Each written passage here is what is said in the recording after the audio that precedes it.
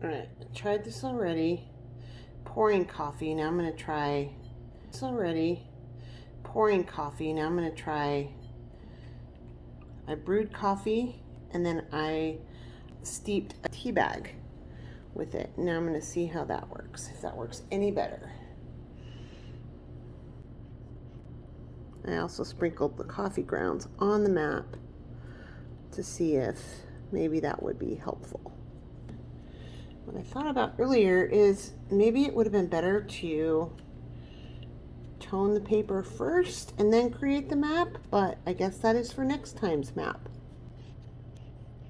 Ooh, this looks like it's coming out a lot more brown. I'm gonna let it sit there and dry. Okay, because I'm an impatient person, I decided to go ahead and go get the heat gun. Dip off some of this water. Ooh, that looks like it's gonna be nice and stained. Okay, now let's take a cloth and wipe it off. Ooh, look at that. Nice, much better. And now we have a toned piece of paper. Okay, so now we're going to dry this out, and then we'll apply some watercolor paint to it.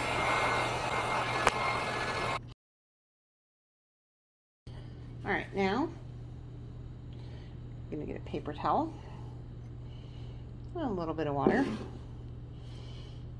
handy dandy paintbrush, and some watercolors. Any watercolor will work.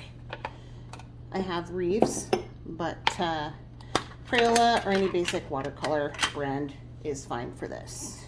And for this particular idea, I'm going to dip my paintbrush in water first and then put some water on the watercolor cake. I want it to be more of a wash, so I want it to be super light, so lots of water. The more water you include, the lighter it is. Okay, now we're going to put some water in where our blue in where our water is. I kind of do this a little bit quick and dirty because we don't want the watercolor to dry. It's going on a bit thick. I need a little more water. It's okay that we have inconsistent water thickness because it's going to give it kind of that old map look, and water is never uniform anyway. One of the things you want to make sure and do is blot dry as you go because you don't want to oversaturate your paper. So that's starting to turn out fairly nicely. You don't have to be really refined about this. You can just kind of go over the whole areas. If you find your paper is starting to degrade and fall apart, then it's time to take a break and let your paper dry before you go on. Okay, now we have kind of the whole thing done. And before we finish up and let it dry completely, what I'm going to do is just kind of cover the whole thing in a wash. So I'm going to create a wash over here in my water by adding some paint to the actual water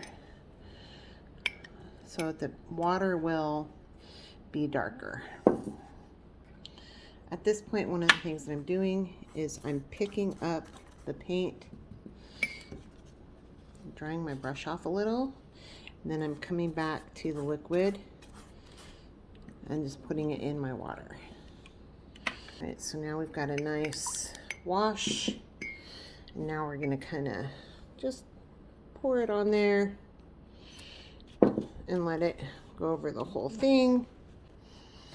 All right, then we soak it all up, and then it's super important to let it dry completely. All right, now we have a nice good mixture of tans and blues and browns. I may want to go in after it dries a little and just add a little bit more brown. All right, so now our map is ready to go on to the final step.